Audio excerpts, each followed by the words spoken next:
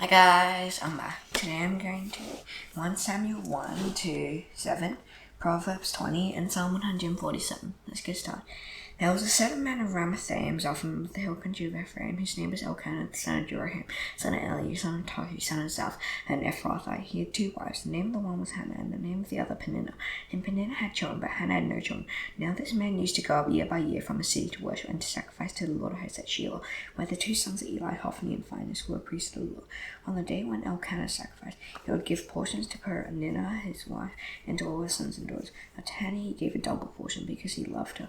Now although the Lord had closed her womb, and her rival used to provoke her grievously to irritate her, because the Lord had closed her womb, so it went on year by year. As often as she went up to the house of the Lord, she used to provoke her. Therefore Hannah wept and would not eat. And Elkanah her husband said to her, Hannah, why do you weep, and why do you not eat, and why is your heart sad? Am I not more to you than 10 sons? After they had eaten and drunk at Shiloh, Hannah arose, and Eli the priest was sitting on the seat beside the doorpost of the temple of the Lord, and she was deeply distressed and prayed to the Lord, and wept bitterly. And she vowed a vow and said, O Lord of hosts, if you will indeed look on the affliction of your servant, and remember me, and not forget your servant, I will give to your servant a son. Then I will give him to the Lord all the days of his life, and no razor shall touch his head. And she continued praying before the Lord. Eli observed her mouth. Hannah was speaking in her heart, only listened, and her voice was not heard. Therefore Eli took her to be a drunken woman. And Eli said to her, How long will you go on being drunk? Put your wine away from me. And Hannah answered, No, my lord, I am a woman troubled in spirit. I have drunk neither wine nor strong drink. I have been pouring out my soul before the Lord. Do not regard yourself as a worthless woman. For long I have been seeking out of my great anxiety and vexation.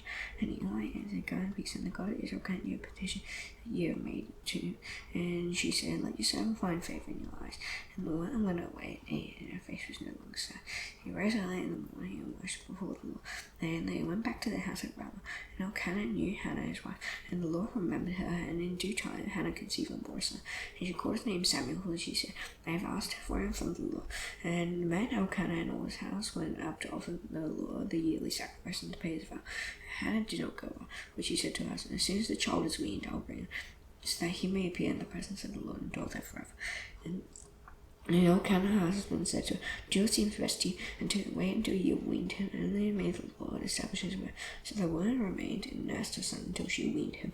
And when she weaned him, she took him up with her, along with a 3-year-old and ephah of flour. 3-year-old bull, and ephah of flour, and a skein of wine. And she brought him to the house of the Lord at Shiloh. And the child was young, and they slaughtered the bull, and they brought the child to Eli.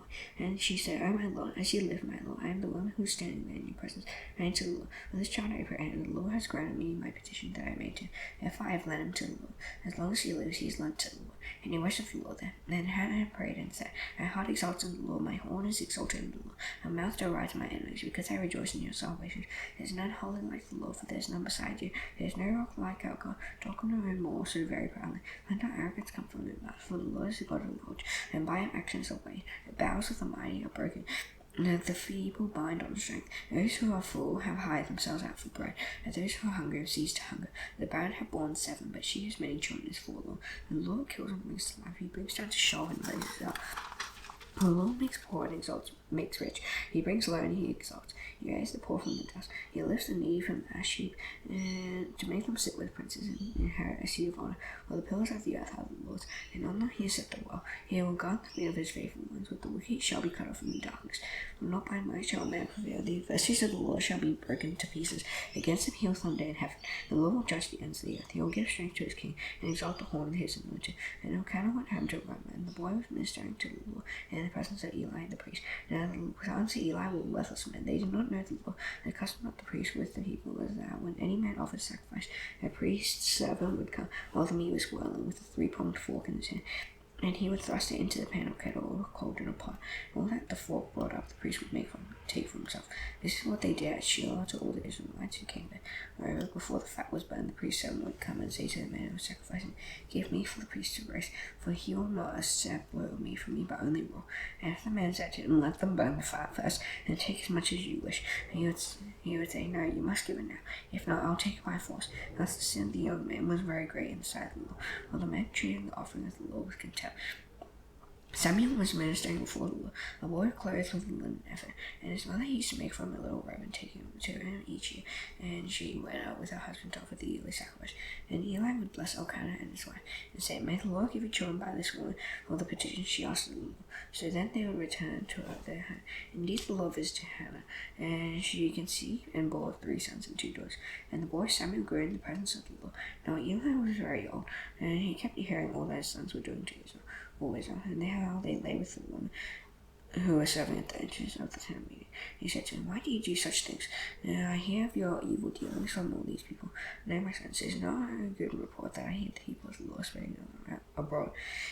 If someone sins against a man, God will mediate for him. If someone sins against the Lord, who can intercede for him?" They would not listen to the voice of their father, for it was the will of the Lord to put them to death. And the boy Samuel continued to grow in stature and favor with the Lord and also with man. And there came to a man of God, Eli and said to him, "Thus says the Lord, did I indeed reveal myself to the house of your father when we were in Egypt subject to the house of Pharaoh? Did I not choose him out of all the tribes of Israel to be my priest, to grow up to my altar, to burn incense, and to wear an ephod before me? I gave to the house of your altar all my offerings by fire from the heap of Israel. Why then do you scorn my sacrifices and my offerings that I commanded for my dwelling, and honor your sons above me by fattening yourselves on the choicest parts of every offering of my people Israel? Therefore the Lord, the God of Israel, declares, I promise that your house and the house of your father should go out before me forever. And now the Lord declares, far be it from me. Those who honor me I will honor, and those who despise me shall be lightly esteemed. Now the days are coming, and I'll cut off your strength and the strength of your father's house, so that there will not be an old man in your house, and in distress you will look with envious eye on all the prosperity that shall be bestowed on Israel. And there shall not be an old man in your house forever. The only one of you whom I shall not cut off from my altar shall be spared to weep his eyes out, to grieve his heart, and all the descendants of your house shall die by the sword of men. And this that shall come upon your 2 sons, Hophni and Phinehas, shall be the sign to you. Both of them shall die on the same day, and I will raise up for myself a faithful priest. You shall do according to what is in my heart and in my mind. They shall build a sure house, and ye shall go in and out before my anointed forever. Everyone who is left in your house shall come to implore him for a piece of silver or a loaf of bread, and say, Please put me in one of the priest's places, and I may eat a morsel of bread. And now the boy Samuel was ministering to the Lord in the presence of Eli. And the word of the Lord was rare in those days. There was no frequent vision. And at that time Eli, whose eyesight had begun to grow dim, so that he could not see, was lying down in his own place. And the lamp of God had not yet gone out. Samuel was lying down in the temple of the Lord, where the ark of God was. Then the Lord called Samuel, and he said, Here I am. And he ran to Eli and said, Here I am, for you called me. And he said, I did not call, lie down again. So he went and lay down, and the Lord called again, Samuel. And Samuel rose and went to Eli and said, Here I am, for you called me. But he said, I did not call, my son, lie down again. And now Samuel did not yet know the Lord, and the word of the Lord had not yet been revealed to him. And the Lord called Samuel again this 3rd time. And he rose and went to Eli and said, Here I am, for you called me. And Eli perceived that and the Lord was calling the boy. Therefore Eli said to Samuel, Go, lie down. If he calls you, you shall say, Speak, Lord, for his servant hears. So Samuel went and lay in his place.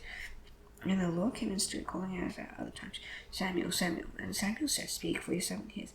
And the Lord said to Samuel, Behold, I am about to do a thing in Israel, of which 2 years if everyone who hears it would tingle. On that day I will fulfill against Eli all that I have spoken concerning his house, from beginning to end, and declare to him, I declare to that I am about to punish his house forever for the iniquity that he knew.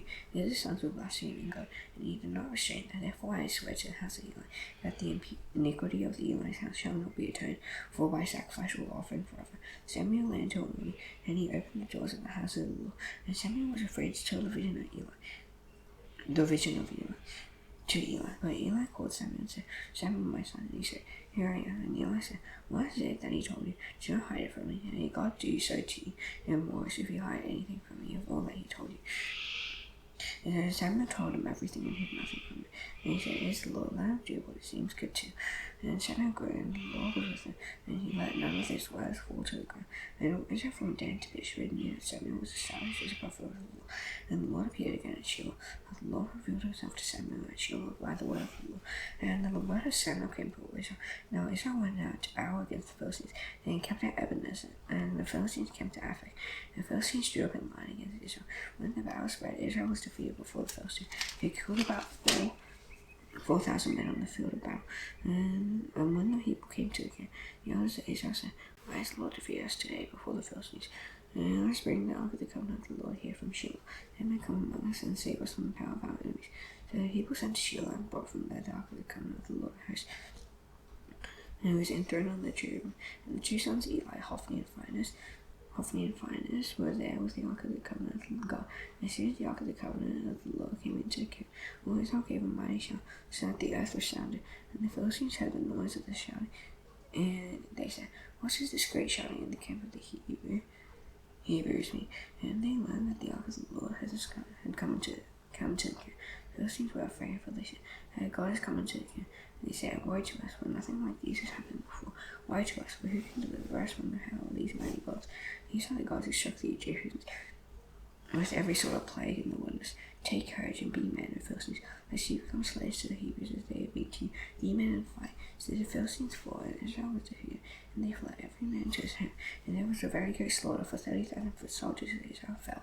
And the ark of God was captured, and the two sons of Eli, Hophni and Phinehas, died. And men of Benjamin ran from the battle line and came to Shiloh the same day, with his clothes torn and with dirt on his head. When he arrived, Eli was sitting on a seat by the road watching, and for his heart trembled before the ark of God. And the man came into the sea and told the news. All the sea cried out, and Eli heard the sound of the outcry. And he said, "What is this outcry?" Then the man hurried and came and told Eli. Now Eli was 98 years old, and his eyes were sad, so that he could not see. And the man said to Eli, "I am he who has come from the battle. I fled from the battle today." He said, "How did it go, my son?" He wrote the news answered and said, "Israel fled before the Philistines, and there has also been a great defeat among the people. The two sons, Hophni and Phinehas, are dead, and the ark of God has been captured." As soon as he mentioned the ark of God, then Eli fell over backward from the seat by the side of the gate. His neck was broken, and he died. For the man was old and heavy. He had judged Israel 40 years, and now his daughter-in-law, the wife of Phinehas, was pregnant, about to give birth. And when she heard the news that the ark of God had been captured, and that her father-in-law and her husband was dead, she bowed and gave birth, for her pains came upon her. And about the time of her death, the woman attending her said to her, "Do not be afraid, for you have born a son." But she did not answer or pay attention. And she named the child Ichabod, saying, "The glory has departed from Israel, because of the ark of God had been captured, and because of her father-in-law and her husband." And she said, "The glory has departed from Israel, for the ark of God has been captured." And the Philistines captured the ark of God. They brought it from Ebenezer to Ashdod. And the Philistines took the ark of God and brought it into the house of Dagon and set it up beside Dagon. And the people of Ashdod rose early the next day. And behold, Dagon had fallen face downward on the ground before the ark of the Lord. So they took Dagon and put him back in his place. And when they rose early the next morning, behold, Dagon had fallen face downward on the ground before the ark of the Lord. And behold, and the head of Dagon and both his hands were lying cut off on the threshold. Only the trunk of Dagon was left to him. This is when the priests of Dagon and went into the house of Dagon. Do not tread on the threshold of Dagon and Ashdod to this day. And the hand of the Lord was heavy against the people of Ashdod, and he was terrified and afflicted them with tumors, both Ashdod and his territory. Then the men of Ashdod saw how things were. And he said, "The ark of the God of Israel must not remain with us, for his hand is hard against us and against Dagon our God." Where they sent and gathered together all the lords around the Philistines and said, "What shall we do with the ark of the God of Israel?" They answered, "Let the ark of the God of Israel be brought around to Gath." So they brought the ark of the God of Israel there. And after they had brought it around, the hand of the Lord was against the sea, causing a very great panic. And he afflicted the men of the sea, both young and old, so that tumors broke out on them. So they sent the ark of God to Ekron.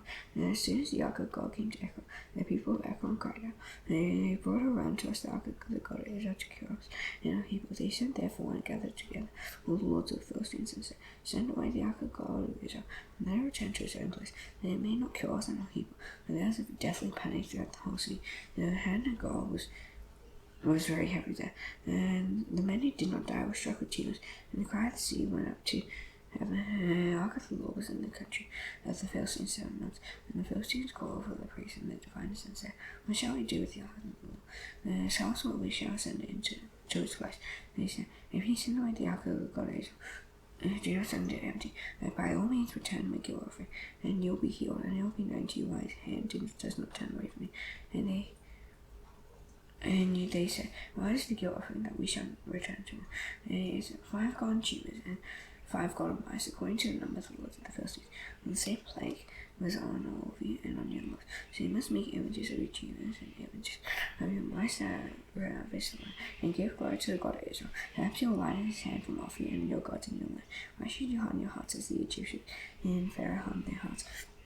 And after he had dealt severely with them, did they not send the people away, and they departed? Now then, take and prepare a new cart and 2 milk cows on which they had never come a yoke, and yoke the cows to the cart, but take the cows away from them, and take the ark of the Lord and place it on the cart and put it in a box at its side, the figures of God, which you are returning to as a guilt offering, and send it off and let it go its way and watch. If it goes on its way to its own land, to Beshemesh, it is he who has done us this great harm, but if not, then we shall know that it is not his hand that struck us. It happened to us by coincidence. The men did so, and took 2 milk cows and yoked them to the cart, and shut up their cows at home. And they put the ark of the Lord on the cart, and the box with the golden mice, and the images of their cheeses. And the cows went straight in the direction of Beshemesh, along one highway, lolling as they went. They turned neither to the right nor to the left, and the lords of the Philistines went after them as far as the border of Beshemesh. And the people of Beshemesh were reaping their wheat harvest in the valley. And they lifted up their eyes and saw the ark. They rejoiced to see it. The cart came into the field of Joshua at Beshemesh and stopped there. A great stone was there, and they split the wood of the cart and offered the cow as a burnt offering to the Lord. And the Levites took down the ark of the Lord and the box that was beside it, which were the golden figures, and set them upon the great stone. And the men of Beshemesh offered burnt offerings and sacrifices on that day to the Lord. And when the 5 lords of the Philistines saw it, they returned that day to Ekron. These are the golden cheeses that the Philistines returned as the guilt offering to the Lord: 1 for Ashdod, 1 for Gaza, 1 for Ashkelon, 1 for Gath, 1 for Ekron. And the golden mice, according to the number of all the cities of the Philistines, belonging to the 5 lords, both for 5 cities and unwalled villages. And a great stone beside which they set down the ark of the Lord is a witness to this day in the field of Joshua at Beshemesh. He struck some men of Beshemesh because they looked upon the ark of the Lord. He struck 70 men of them, and the Hebrew men, because the Lord struck the people with a great blow. And the men of Beshemesh said, who is able to stand before the Lord, his holy God, and to whom shall he go away from us? So they sent messengers to the inhabitants of Kiriath-Jearim, saying, the Philistines have returned the ark of the Lord. Come down and take it up to you. And the men of Kiriath-Jearim came and took up the ark of the Lord, and brought it to the house of Abinadab on the hill.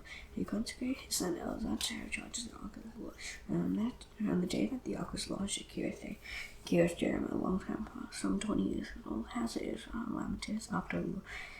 And Samuel said to all the house of Israel, if you return to the Lord with all your heart, and put away the foreign gods, and put away the Baals and the Ashtaroth, and they served the Lord only. And Samuel said, gather all Israel at Mizpah, and I'll pray to the Lord for you. So they gathered at Mizpah and drew water and poured it out before the Lord, and fasted that day, and said that we have sinned against the Lord. Samuel judged the people of Israel at Mizpah. Now when the Philistines heard that the people of Israel gathered at Mizpah, the lords of the Philistines went up against Israel. And when the people of Israel heard of it, they were afraid of the Philistines, and the people of Israel said to Samuel, do not cease to cry out to the Lord our God for us, that he may save us from the hand of the Philistines. So Samuel took a nursing lamb and offered it as a whole burnt offering to the Lord. And Samuel cried out to the Lord for Israel, and the Lord answered. As Samuel was offering up the burnt offering, the Philistines drew near to attack Israel. And the Lord thundered with a mighty sound that day against the Philistines, and threw them into confusion, and they were defeated before Israel. And the men of Israel went out from Israel, and pursued the Philistines, and struck them as far as Gilgal and Beth-Kar. And Samuel took a stone and set it up between Mizpah and Shen, and called his name Ebenezer. For he said, till now that the Lord has helped us. So the Philistines were subdued, and did not again enter the territory of Israel. And the hand of the Lord was taken against the Philistines in all the days of Samuel. The cities that the Philistines had taken from Israel restored to Israel from Ekron to Gath. And Israel delivered the territory from the hand of the Philistines. There was peace also between Israel and the Amorites. And Samuel judged Israel all the days of his life. And he went on a circuit year by year to Bethel, to Ramah, for his time was there. And there also he judged Israel. And he built there an altar to the Lord. Proverbs 20.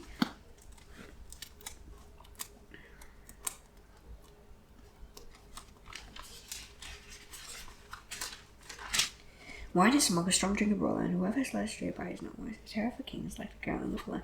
Whoever provokes him to anger forfeits his life. It is an honor for a man to keep aloof from strife, and every fool will be quarreling. The sluggard does not plant the order. He will seek a harvest and have nothing. A purpose in a man's eyes like deep water, but a man of understanding will draw it out. Many a man proclaims his own steadfast love. No faithful man who can fly. No righteous who walks in his integrity. Thus stars shone after him. Lest I shone after him, a king sits on the throne of judgment. When I saw evil with his eyes, who can say, I have made my heart pure, and I am clean from my sin. Unequal weights and unequal measures are both like an abomination to the Lord. Even a child makes himself known by his acts. Whether his conduct is pure and upright. And the Lord hearing the ear and the seeing eye. And the Lord has made them both. Love not sleep, lest you come to poverty. Open your eyes, and you will have plenty of bread. The bad sister by the when he goes away, then he goes. There is gold in abundance and costly stones, nevertheless, no jar of precious jewel. Take a man's garment when he put security for a stranger, and honor and pledge when he puts up security for foreigners. And our bread came by the sea, sweet to a man, but often his mouth will be full of gravel. And plans are established by counsel, and by wise guidance the way to war. Whoever goes not slow to reveal secrets. Therefore do not associate with the simple babble. If one curses his father or mother, his lamp will be put out in utter darkness, and inheritance gained hastily in the big will not be blessed in the end. Do not say, I will pay evil. Wait for the Lord, and he will deliver you. Unequal weights are an abomination to the Lord, and false goes are not good. The man steps up from the Lord. And how then can man understand his way? It is a snare to say rashly, it is holy, and to reflect only after making vows. The wise king winters the wicked and drives the wheel over them. And the spirit of man is the lamp of the Lord, searching always in the most heart. Steadfast love and faithfulness present the king, and by steadfastness his love is throne is upheld. Glorious step of the young men is their strength, and the splendor of old men is their grey hair. Blows out wind, cleanse away evil. Strokes may clean the innermost parts. Psalm 147. Praise the Lord, for it is good to sing praise to our God, for it is pleasant, a song of praise is fitting. The Lord builds up Jerusalem, he gathers the outcasts of Israel. He heals the broken heart and binds up their wounds. He determines the number of the stars. He gives to all of them their names. There is our Lord in abundant power. His understanding is beyond measure. The Lord lifts up the humble, and he casts the wicked to the ground. Sing to the Lord with thanksgiving. Make melody to our God on the line. He covers the heavens with clouds. He prepares the rain for the earth. He makes grass grow on the hills, and he gives to the beasts their food, and to the young ravens that cry. His delight is not in the strength of their horse, and all his pleasure in the legs of the man. For the Lord takes pleasure in those who fear him, and those who hope in his steadfast love. Praise the Lord, O Jerusalem, praise your God, O Zion, for your brother strengthens the bars of your gates. He blesses your children within you, he makes peace in your borders. He fills you with the fullness of the weak. He sends out his command to the earth. His word runs swiftly. He gives snow like wool. He scatters frost like ashes. He feeds hailstones, crystals, and ice like gold. He sends down before his cold. He sends out his word and melts them. He makes his wind blow and the waters flow. He declares his word to Jacob, his statutes and his rules to Israel. He has not dealt thus with any other nation. They do not know his laws. Praise the Lord. Know this now, nation, unto the Lord's power. These thy heads are Father in heaven, and live your name. Your kingdom come, your will on earth as it is in heaven. Give us today our daily bread. Forgive us our debts, as yours forgive our debtors. Lead us not into temptation, but deliver us from the evil one. For yours is the kingdom and the power and the glory forever. Amen. See you tomorrow. Bye.